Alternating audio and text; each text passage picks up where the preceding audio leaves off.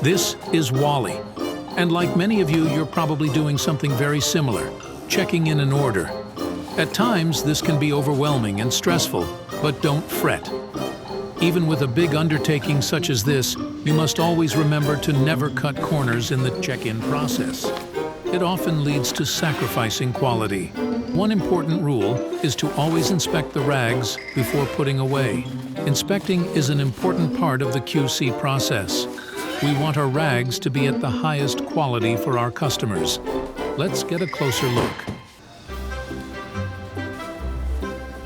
Like many processes, each step is just as important as the next. From the beginning to the end and everything in between. Let's peek in to see how things are going. How's it going, Wally? Hey, Wally. Are you checking in rags?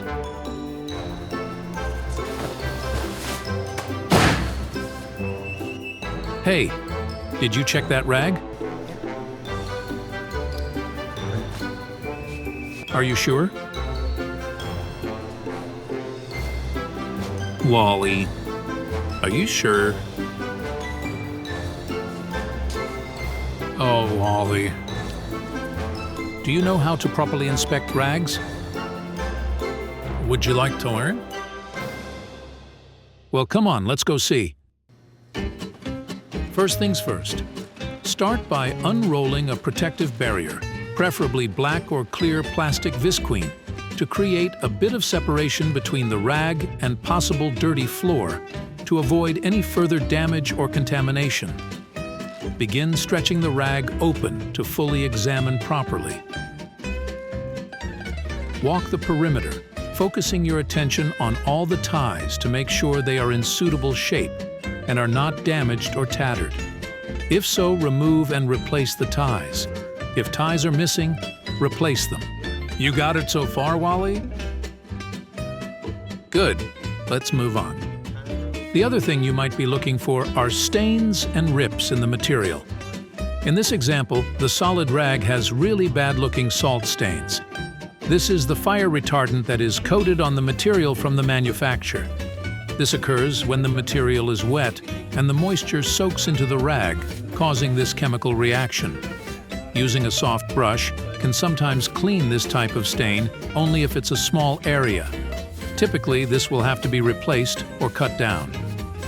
A little disclaimer with Duvatine: avoid using water when cleaning this material. When you find a hole in a rag, it's very important to mark the rip with some kind of color tape, such as gaffer's tape. Mark the hole on both sides of the rag, front and back, especially on large rags, because you're not always going to have access to both sides. With old Duvatine, if you start noticing a lot of rips, you might want to verify the material isn't rotten. Pinch a piece of the material with both hands, and with just a little bit of pressure, pull. If it rips from the tension, the rag is dry rotten and needs to be retired. Place the rag on a repair ticket and reach out to your nearest QC member for proper disposal and retirement.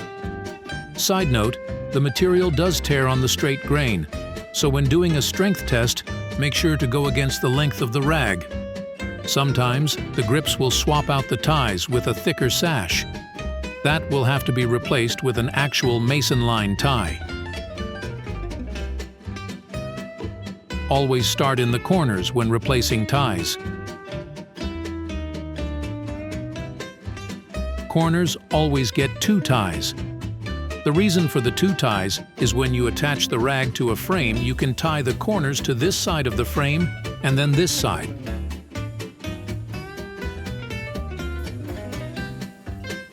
You take the 2 ties, put them together.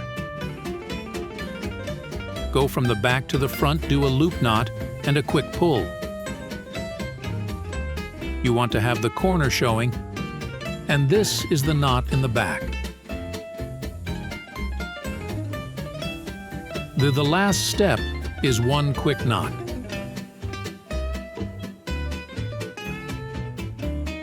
If you ever have to open a large rag, such as a 40-foot by 80-foot, and your facility can't accommodate that due to a space limitation, An easy way to fix that is to go the length of the rag, in this case the 40-foot side.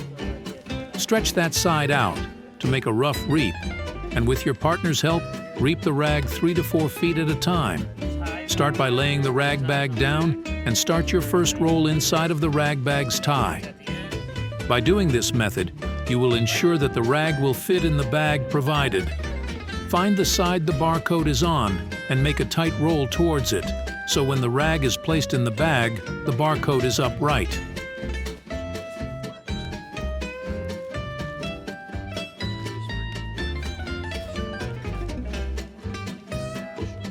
Lastly, when tying up the rag, don't use a rope tie, use a fabric tie instead.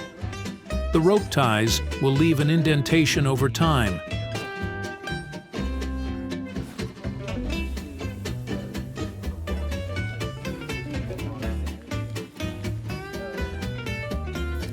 Following all these best practices will help us ensure the highest quality and services around the world.